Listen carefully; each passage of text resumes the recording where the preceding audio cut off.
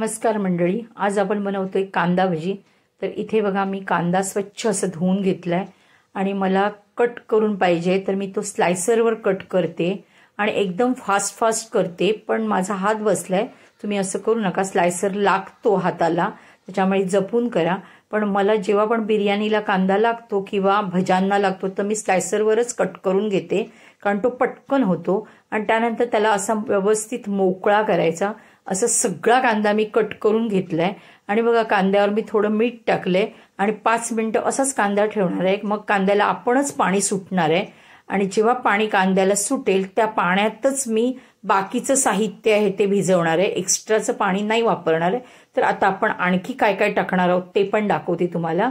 अगदी साध्या सोप्या पद्धतीत आपण कांदा भजी तयार करतोय, खेकडा भजी सुद्धा ह्याला म्हणतात।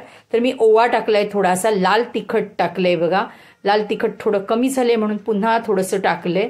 त्याच्यानंतर आपण हळद टाकलीये, हिंग टाकलंय। मी इथे ओली मिरची नाही वापरली आहे किंवा आलं लसूण पेस्ट पण नाही टाकली आहे।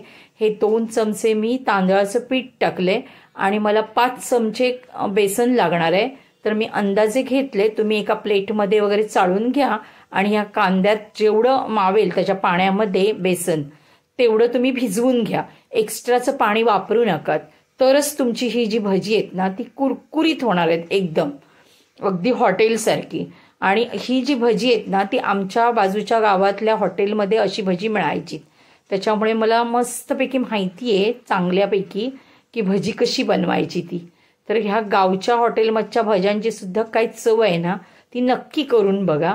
तर आता हे सगळं मिश्रण आहे ते आपण व्यवस्थित मिक्स करूया आणि मी जे बेसन घेतलंय ना ते अगदी व्यवस्थित लागणार आहे। कमी पडलं तर एखाद दुसरा चमचा वाढवायचा, म्हणूनच मी तुम्हाला म्हटलंय की प्लेटमध्ये तुम्ही बेसन घ्या।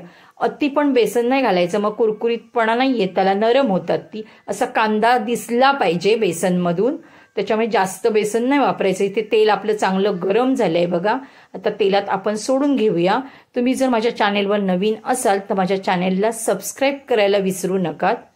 तर इथे बघा आपण अशी मस्तपैकी भजी सोडतोय आतमध्ये आणि हा जो कांदा आहे ना तो ओला आहे, त्याच्यामुळे थोडा मी मीडियम गॅस ठेवलाय।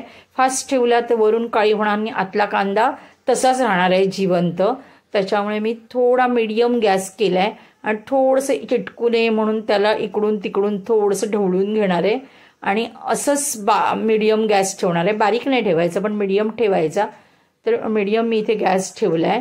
आता थोड्या वेळाने मी असं त्यांना पलटी करणार आहे आणि व्यवस्थित मीडियम गॅसवरच त्यांना कुरकुरीत करणार आहे। हा जर कांदा सुका असताना तर मला वाट बघावी लागली नसती, लगेच मी त्याला पलटी केलं असतं तर चाललं असतं, पण कांदा हा ओला आहे त्याच्यामुळे त्याच्यातलं पाणी पूर्णपणे निघून जाईपर्यंत आपल्याला त्यांना तळायचं आहे। म्हणजे काळी पण आपल्याला करायची नाहीत, करपवायची नाही आहेत भजी, त्याच्यामुळे आपण व्यवस्थित मीडियम गॅसवर ह्यांना कुरकुरीत होईपर्यंत तळायचं। आणि इथे बघा मस्तपैकी आपण अशी तळून घेतली आहेत। 2 मिरच्या सुद्धा कट करून त्याच्यात मीठ भरून ह्याच्यात आपण टाकले आहेत आणि त्याही व्यवस्थित तळून घेतल्या आहेत। तर अशी माझ्या पद्धतीने भजी तुम्ही नक्की करून बघा आणि माझ्या रेसिपी आवडत असतील तर तुमच्या फॅमिलीमध्ये शेअर करा आणि जाता जाता माझ्या ह्या रेसिपीला एक लाईक नक्की करा। तर आता आपण ही भजी आहेत ना ती काढून घेऊया एका प्लेटमध्ये व्यवस्थित अशी।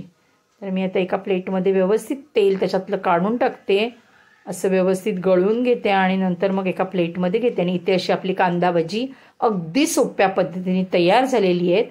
धन्यवाद।